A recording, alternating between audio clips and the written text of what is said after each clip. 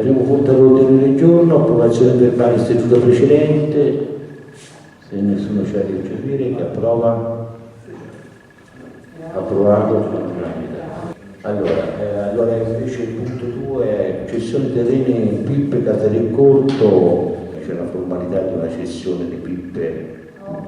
Io ho visto la cartina dove sono indicati questi terreni, leggendo cessione di terreni a casa del Corto, dico chissà quale grande estensione, visto che sono residui di particelle. Sono residui di particelle che hanno stati dati, non hanno accettato, che non erano stati messi con i proprietari. Una questione tecnica, l'ufficio tecnico con i proprietari precedenti. C'è comunque queste. C'è il parere dell'ufficio tecnico. Di frazionamento vengono ceduti al comune. Da proprietari attraverso metri quadri 1910 anziché 1910. Eventuali quote da parte 300 euro potessero ancora con proprietà sono 1910 metri quadri. Al comune rimangono le spese sì, però è obbligatorio. Sì, ho visto cessione terreni, chissà quale estensione, poi ho visto la carta. Cessione gratuita dei terreni all'interno del Pippe Casario da parte degli eredi di Traversi Giuseppe, che allora non aveva ceduti gratuitamente, sono stati ceduti ora, per il discorso del completamento del Pippe. Chi approva? Approvato all'unanimità. Allora, terzo punto all'ordine del giorno, statuto comunale, modifica e istituzione, carattere civico.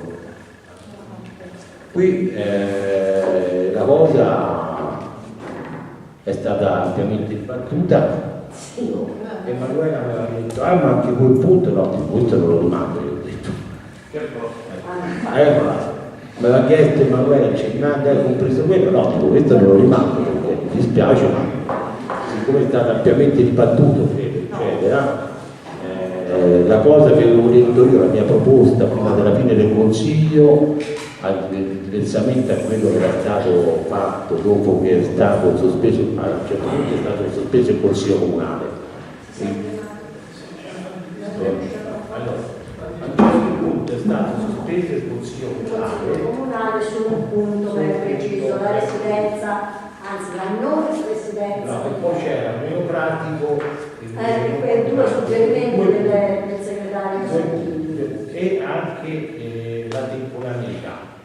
Il segretario aveva detto, lui si era detto 5 anni, il segretario ci aveva suggerito, avevate parlato di un anno, insomma le conclusioni erano non più due a fare l'anno, questo era un suggerimento del segretario, noi si era messo un monopratico, no? Sì, il segretario Giannini ci suggerì e ci spiegò potevano essere due allora, ufficio garante civico con 2 persone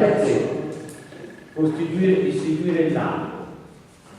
Ci fu la richiesta di Tornati che doveva essere non residente nel comune di Castagnaio e la temporaneità era di un anno. Io dissi no, io credo che parlare con la mia maggioranza e dissi a questo punto non ci siamo, poi se ne parlò proprio così. Secondo me un termine giusto sono i 3 anni, perché se uno arriva in un anno non fa tempo nemmeno a capire come è la questione, facciamo 3 anni invece che 5, quindi la temporaneità 3 anni, invece che essere monopratico, l'ufficio del garante possono esserci 2 persone, tutte e 2 con le stesse caratteristiche, con le stesse, uno si rivolge uno, si rivolge l'altro, quindi non ce n'è più uno solo e non posso assolutamente, mi sono ben informato, dire che non può essere residente in Comunità Castagnano. Poi sarà una questione di chi sa che non può discutere questo, che non può fare quello, cioè c'è un regolamento apposito, se l'avvocato di Pian Castagnaio non possono avere un conflitto di interesse, no?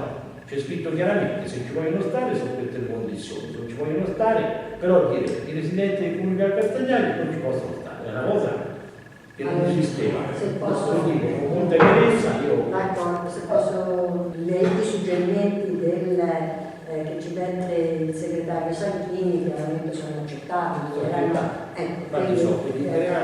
Accettiamo i suggerimenti, avevamo anche detto nella stessa sede di inserire i suggerimenti del segretario Sanchini.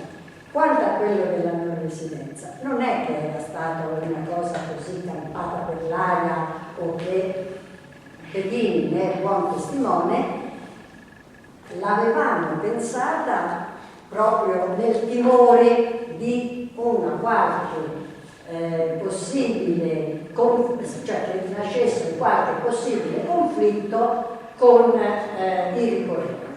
Ora è vero, è chiaro, c'è un regolamento e soprattutto c'è una deontologia, atterrà alla deontologia dell'avvocato, insomma, non farsi coinvolgere da eventuali interessi. Quindi io volevo soltanto precisare che non è che avessimo in un primo momento pensato così in maniera così astratta o capricciosa, avevamo avuto questo dubbio. Poi il segretario non ci eravamo consentiti con il segretario Sanghini perché non c'era, quindi lo vedevo subito prima del Consiglio Comunale, quindi non ci furono nemmeno i tempi riconosciuti validi, suggerimenti di Sanghini. E l'altro facciamo che attiene alla deontologia, si possono dire che si andrà a guarda, c'è maggiore democrazia, non mi piace molto con l'appellato, maggiore garanzia per il cittadino. Se è così non abbiamo cambiato nulla, vi approva, quindi c'è una maggioranza qualificata, è approvato, anche questo l'immediata esecutività. Immediata esecutività? Sì, immediata esecutività. Quarto punto, rinegoziazione dei contratti di locazione data terreno aree cimiteriali per installazione della radio base telefonia mobile, questa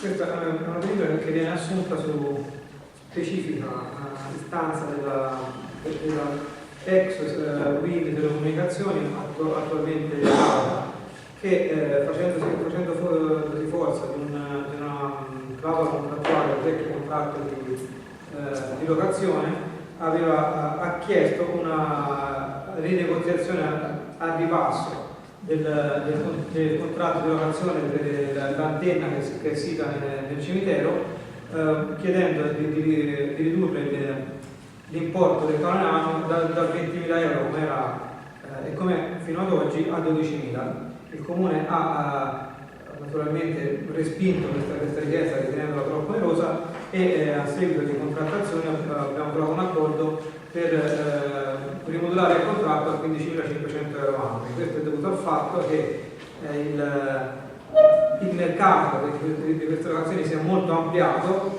e quindi diciamo così, si è abbassato il valore della locazione stessa.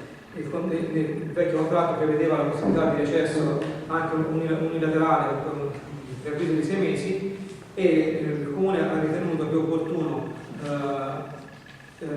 mantenere il contratto d'affitto anche a canoni bassi per due ordini di motivi. Primo, per non perdere comunque un gettito considerevole di 15.500 all'anno, e poi perché era stata individuata quella sede per l'antenna perché era stata ritenuta la più idonea per evitare danni possibili. Invece in caso contrario, il caso non avessimo accettato, sarebbero le perdite quindi locali, sarebbero potuto andare sul mercato e trovare dei siti anche privati magari in posizioni più disagevoli per il resto della popolazione. Per questo abbiamo ritenuto opportuno accettare questo accordo con l'Indicazione. Io annuncio l'astensione del gruppo su questa questione. La Wind dice, allora io dimezzo questa cosa, altrimenti me ne vado, altrimenti metto l'antenna da un'altra parte.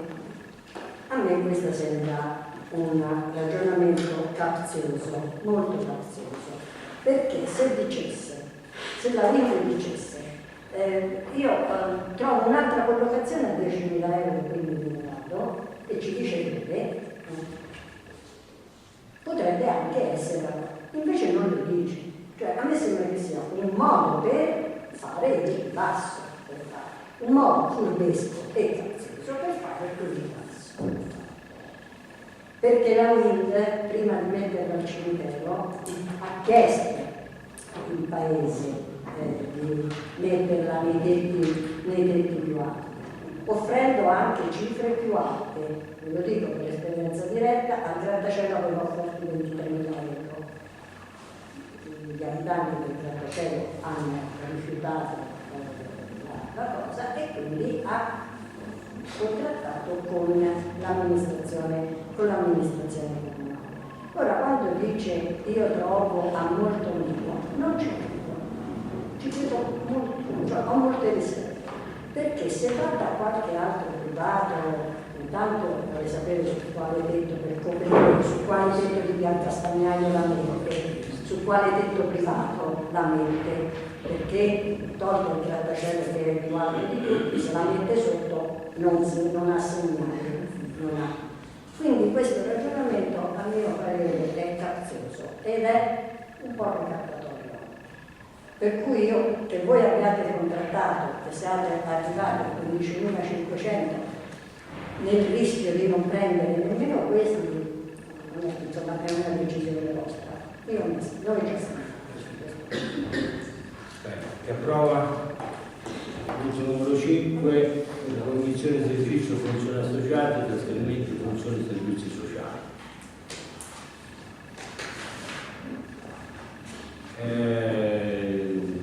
Avete letto sicuramente tutto il deliberato che è stato fatto a 4 mani, nel senso sia dall'Unione Comune che dal Comune di Castagnaio. Si va, l'avevo detto anche nelle mie precedenti comunicazioni diverse volte, il Comune di Castagnaio è carente di servizi sociali per il personale. L'intenzione di questa amministrazione, non soltanto per questo servizio ma anche per altri servizi, cercherà in qualche maniera di apparirsi quelle che sono anche le professionalità che esistono presso i nostri comuni e che, se condivise con gli altri comuni, diventano soltanto un discorso di crescita da parte del personale, ma anche di servizi erogati in maniera più puntuale, più precisa e con maggiore professionalità. Per cui riteniamo che questo è il servizio che era stato introdotto nell'occasione di poterlo immediatamente non trasferire, perché lo faranno per conto del Comune di Castagnaio. Quindi non è che noi deleghiamo occorre senza tenerci le nostre garanzie. Per essere chiari, c'era stato un dubbio su quello che storicamente è stato il servizio che a Castagnaio erano, che quello il nido, e quando ho chiesto ma il nido che cosa è successo, che era trasmesso le funzioni, mi ha detto il nido, il regolamento è quello che fa il comune, le tariffe sono quelle che farà il comune, gli orari sono quelli che farà il comune, e loro faranno soltanto i servizi eccetera. Credo che non sia un sacrificio per l'utenza di Castagnaio portarsi da qui e andare all'unione di comune, anzi potrebbe essere più comodo anche dal punto di vista di locazione e tutto, perché il comune questo certamente non è molto agevole da questo punto di vista, non cambia nulla, tra parentesi ne guadagniamo anche in termini di risorse per il personale, non dico di risorse economiche, per il personale, perché la persona addetta oggi era a tempo pieno qui facendo gli stessi servizi e pagata a tempo pieno, andando all'unione comuni viene pagata per il 50%, il 50% di questa risorsa ritorna al comune a Castagnaio, che verrà utilizzata comunque sempre nell'ambito prestazionale, perché se non si va a incrementare altro personale o incrementare altri uffici dove si riscontrerà la maggiore necessità per altri tipi di servizi.